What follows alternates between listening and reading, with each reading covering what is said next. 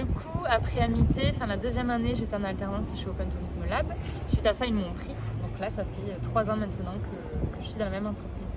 Aujourd'hui. Alors ma dernière année de master, je l'ai faite en alternance dans une société de transport de personnes bas carbone du nom de Red & White, où j'ai signé un CDI dans la foulée. Je suis aujourd'hui responsable marketing junior. Et puis en parallèle, j'évolue dans une seconde société de transport de personnes, bas carbone toujours, mais cette fois-ci mutualisée, où je suis fondatrice associée. Alors j'ai poursuivi mon alternance ici, à Open Tourism Lab. Donc j'ai fait un master en alternance chez Keolis, donc dans les transports en commun. Et après le master, l'entreprise m'a gardée pour 1 an en CDD, le temps de rebondir. Et j'ai ensuite été mutée à Keolis Agen, où je suis aujourd'hui chef de produit marketing. Donc je m'occupe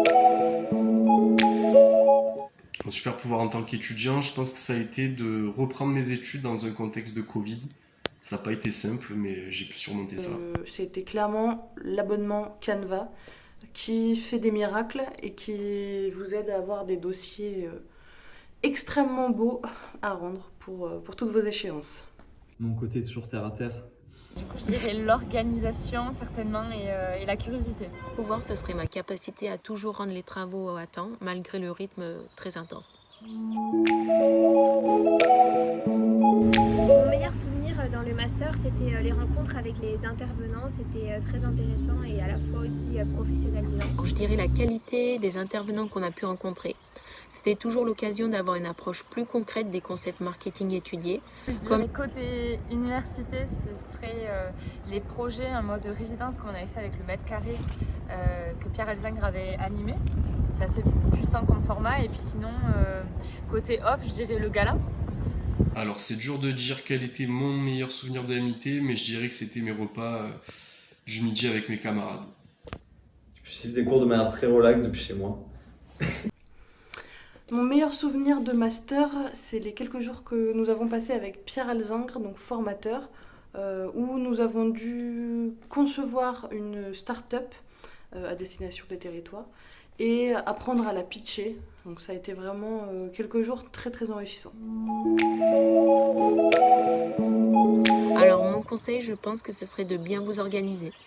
C'est pas très original, mais c'est le premier qui me vient à l'esprit quand je repense à mes 2 années de master MIT.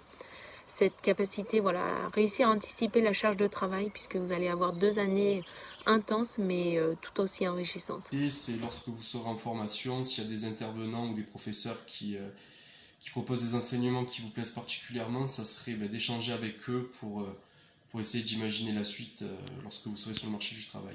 Ça va être de vraiment s'accrocher. Ces 2 années qui sont pas forcément faciles, mais qui sont très enrichissantes. Et en espérant que ça vous ouvre beaucoup de portes pour la suite. Ça serait d'être ouvert d'esprit, d'être curieux et de ne pas se fermer des portes. Franchement, je dirais d'être curieux et d'aller plus loin que les cours que l'on peut avoir.